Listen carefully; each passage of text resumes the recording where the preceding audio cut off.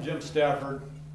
The Swampman, we call it the Swampman, is going to be the trophy for the 100th centennial football game between Chehalis and Centralia.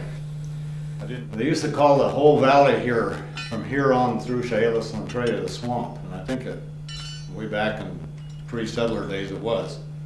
We're going to call it the Swamp Cup at one time, and so they decided they'd like to have a trophy for the winner of this Chehalis-Centralia game. It's something to do with the swamp. Well, and the one they thought of was the Creature from the Black Lagoon. I think the movie was made in black and white back in the 50s. And so this is what we've got, but he's carrying a football, and he also has a helmet he may wear later. And he's done in the Heisman Trophy pose. So this trophy will go back and forth then every year to whoever wins the game and into their trophy case. I've been doing wildlife and bronze for full time now for about 33 years. Doing this was a lot of fun. Working with the Chronicle has been a blast, and they're having a lot of fun with it too. And this will be a perpetual trophy. Then it'll be here 100 years from now, I hope. Although 100 years from now, I probably won't give it too much thought.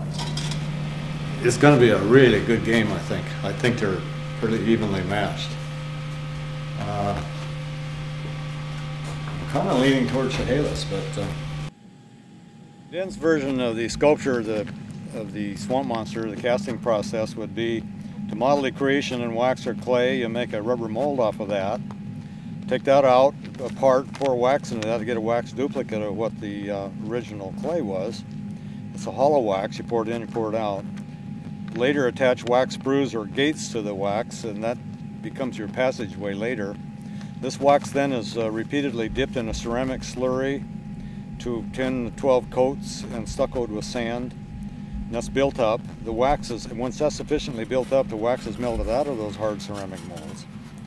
The molds are now ready to receive the molten metal once the wax is melted out.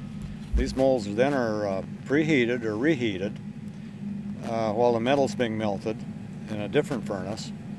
And the molds are heated about 1600 degrees. When the bronze is ready to pour at 2150 or so, the molds are taken from the oven, placed in sand, cup up.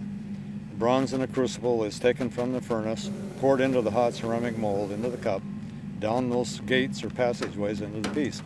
Upon cooling, the ceramic is broken away from the casting, exposing your casting. Sprues or the gates are cut off then. The casting is sandblasted, cleaned up, and welded together, often as cast in pieces. After the welds are ground down, the surface cleaned and textured is ready for color.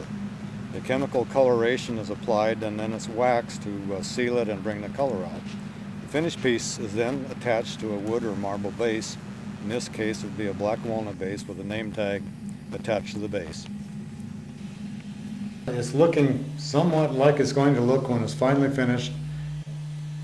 I'm liking it in the green. I may yellow his eyes. It's going to look a little spooky. Make him look a little more menacing, perhaps, but I'll make a judgment on that a little later. But I'm pleased with the way it's going. I'm pleased with the greens building up. Swampmen should be green, you know. Most of the swampmen you see will be green. Just a word for those who are looking for them.